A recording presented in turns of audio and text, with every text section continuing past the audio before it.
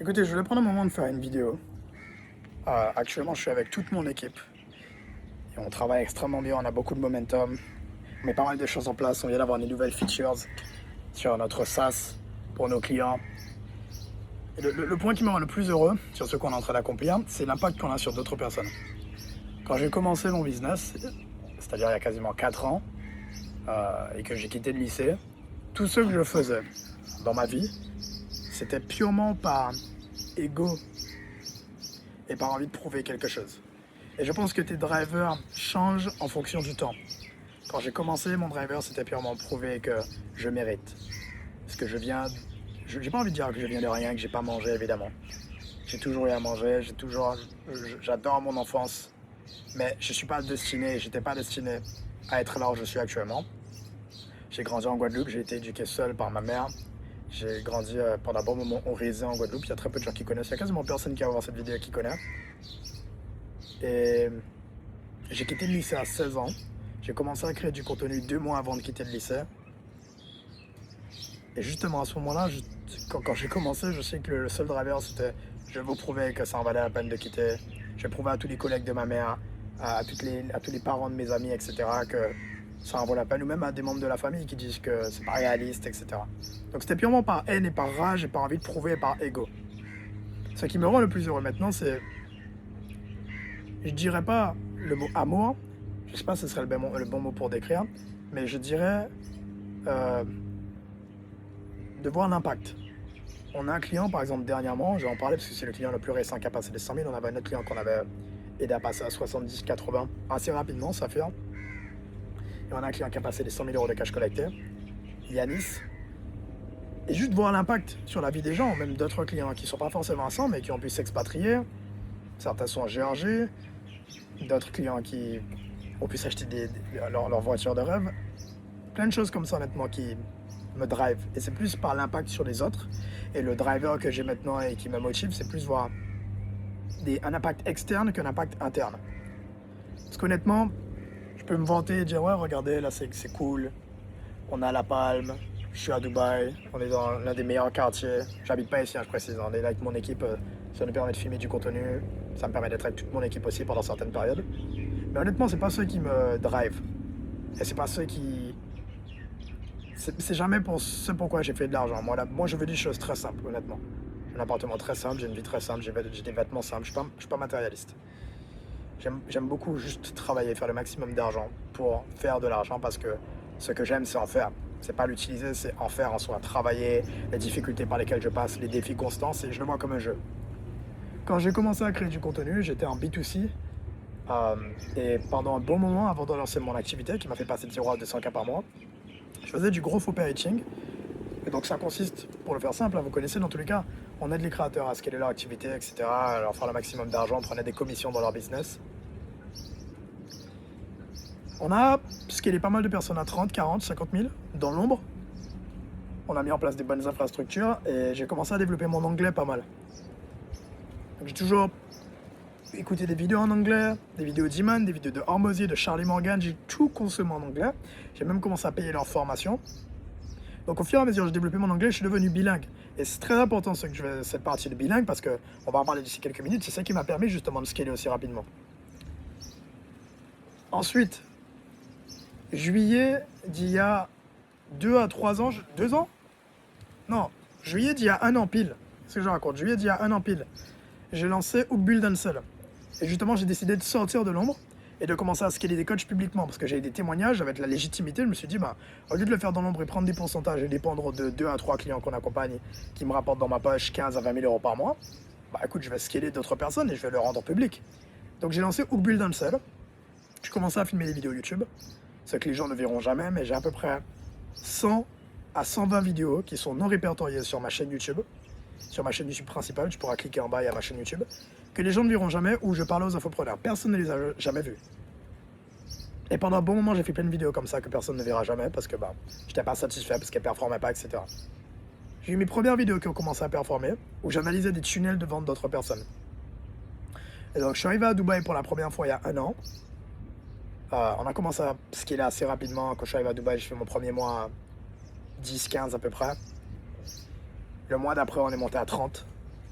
Et ensuite, on a commencé à exploser très rapidement.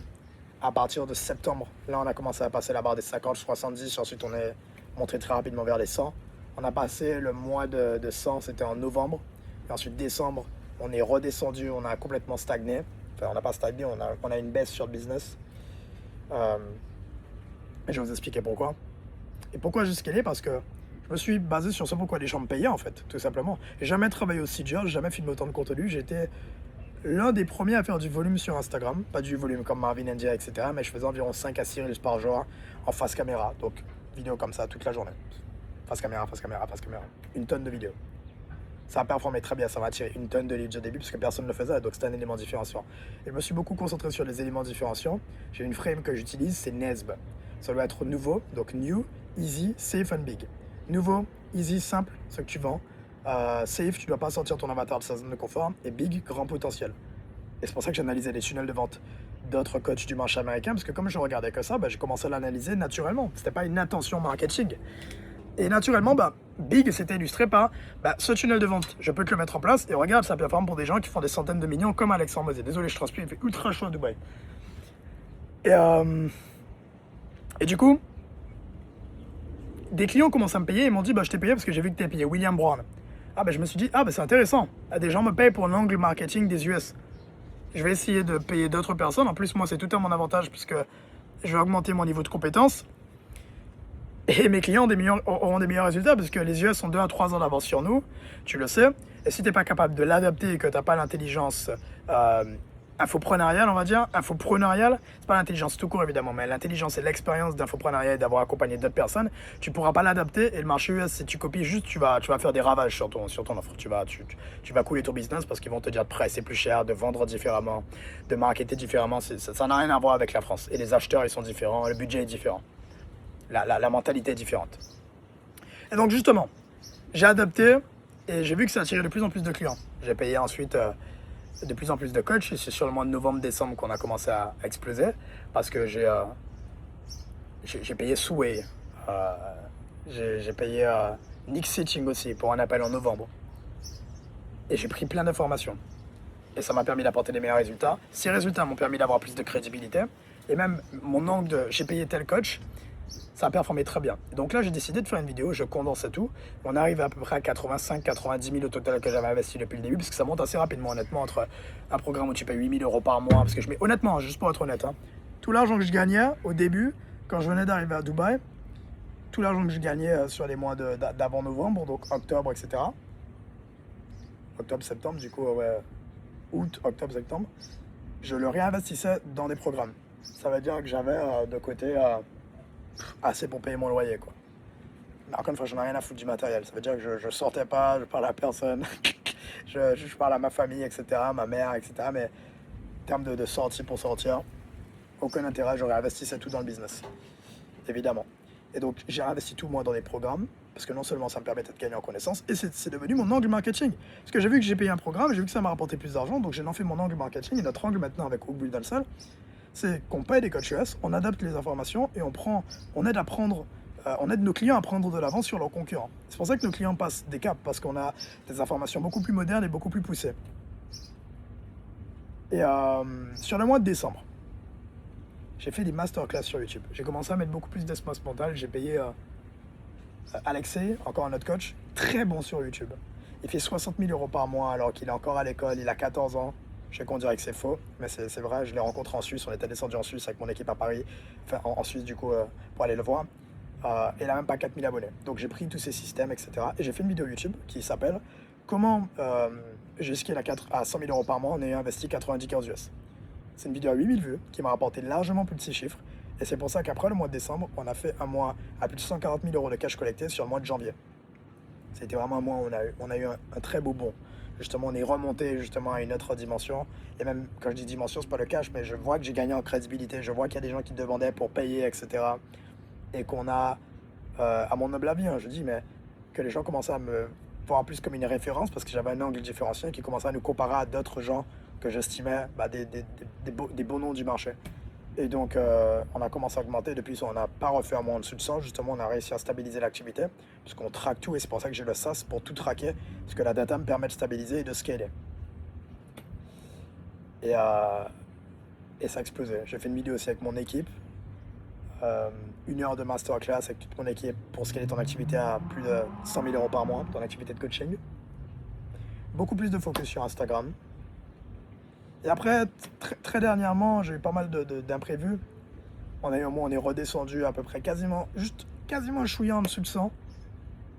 À la limite, j'ai réussi à rattraper avec un close. Donc techniquement sur mon Stripe c'était écrit 100, mais j'ai pas signé de... si on compte que les nouveaux clients, j'avais pas fait les 100. C'était le mois de février. Il y avait la guerre à Dubaï, etc. L'environnement, ça joue.